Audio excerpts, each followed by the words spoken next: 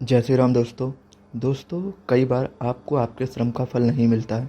आप अपनी ओर से पूरी कोशिश करते हैं, लेकिन कोई ना कोई ऐसी नकारात्मक काम हो जाता है जिससे आपका बना बनाया काम खराब हो जाता है। मान्यता है कि कई तांत्रिक क्रियाएं भी ऐसा विपरीत असर डाल सकती हैं। यहाँ हम तंत्र के कुछ जानकारों से बातचीत के आधार पर ऐसा उपाय बता रहे हैं कि जिससे आप पता लगा सकते हैं कि कहीं आप भी किसी तांत्रिक क्रिया का शिकार तो नहीं है। तो इसके लिए आपको क्या करना है, उपाय मैं आपको बता रहा हूँ कि आप कर सकते हैं।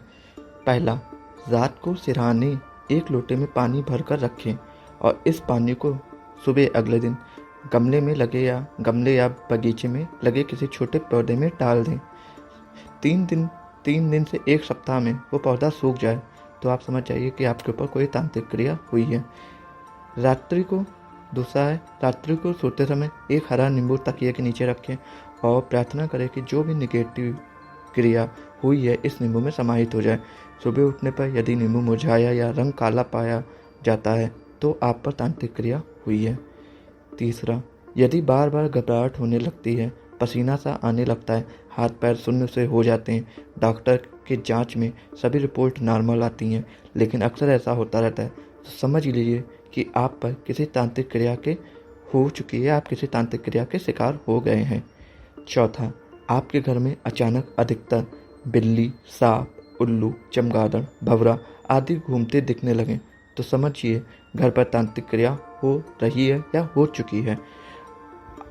पांचवा, आपको अचानक भूख लगती है लेकिन खाते वक्त मन नहीं करता तो भी आप तांत्रिक क्रिया के शिकार हैं।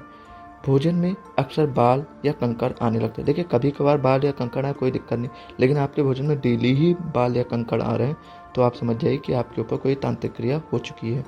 सातवां, घर में सुबह या शाम मंदिर का दीपक जलाते समय विवाद होने लगे या बच्चा रोने लगे, मतलब कि 1-2 दिन हो जाए तो कोई दिक्कत नहीं, लेकिन डेली यही हो रहा है कि आप जब भी मंदिर का दीपक सुबह शाम जला रहे हैं, बच्चा रो रहा है या फिर विवाद हो रहा है या फिर शोर शराबा होने लगे तो समझ जाइए कि आपके घर पे तांत्रिक क्रिया हो चुकी है।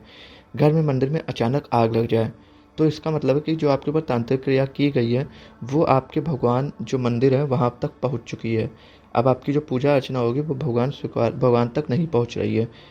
9वां पॉइंट, घर के किसी सदस्य की अचानक मौत हो जाए बिना किसी कारण के, मतलब कि ना कोई बीमारी हो ना कुछ हो, अचानक से ही मौत हो जाए। 10वां, घर के सदस्यों की एक के बाद एक बीमार पड़ना।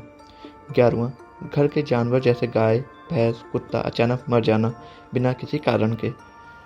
12वां, शरीर पर अचानक नीले रंग के निशान बन जाना या फिर चकत्ते से बन जाना घर में। 13वां, घर में अचानक गंदी बदबू आना। 1-2 बार हो जाए तो कोई दिक्कत नहीं, लेकिन ये बदबू अगर आपको अक्सर आ रही तो समझ जाइए कि आपके घर में कोई ना कोई निगेटिव एनर्जी आ चुकी है। 14वां, 14 नंबर पॉइंट, घर में ऐसा महसूस होना कि कोई आसपास है। 15वां पॉइंट, आपके चेहरे का रंग पीला पड़ना। ये भी एक कारण है कि जितना प्रबल तंत्र प्रयोग होगा आपके मुंह का रंग उतना ही पीला पड़ता जाएगा। आप दिन प्रतिदिन अपने आप को कमज़ोर महसूस करेंगे।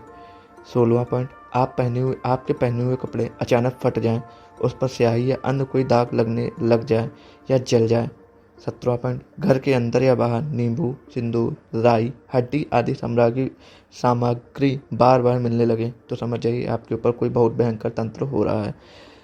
18वां पॉइंट, चतुर्दशी या अमावस्या को घर के किसी भी सदस्य या आप अचानक बीमार हो जाएं या चिड़चिड़ापन आने लगे, फिर से बोल रहा हूँ, चतुर्दशी या अमावस्या को, तो समझ जाइए आपके ऊपर तंत्र हुआ है।